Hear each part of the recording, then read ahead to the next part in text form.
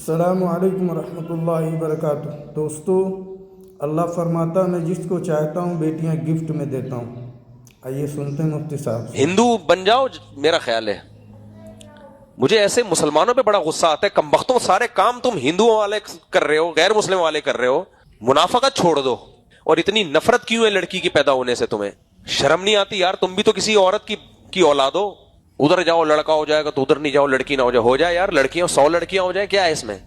یہب لمن یشاء اناثا، اللہ کہتے ہیں جس کو چاہتا ہوں بیٹیاں گفٹ میں دیتا ہوں۔ جس کو خدا گفٹ کہہ رہا ہے اس پہ تمہارا منہ سڑ رہا ہے، تمہارے منہ سے دھواں نکل رہا ہے، بے شرمو۔ مجھے غصہ اس لیے آ رہا ہے، میں نے روتے ہوئے دیکھا ایک عورت کو، بتایا گیا بیٹی پیدا ہوئی ہے، رو پڑی، میرا دل کر رہا تھا اس کو لگا کے چماٹ ماروں، سالی بے غیرت بے شرم۔ تجھے اپنی پیدائش پہ بھی پھر شرمندہ ہونا چاہیے، میں کیوں پیدا ہوئی تھی؟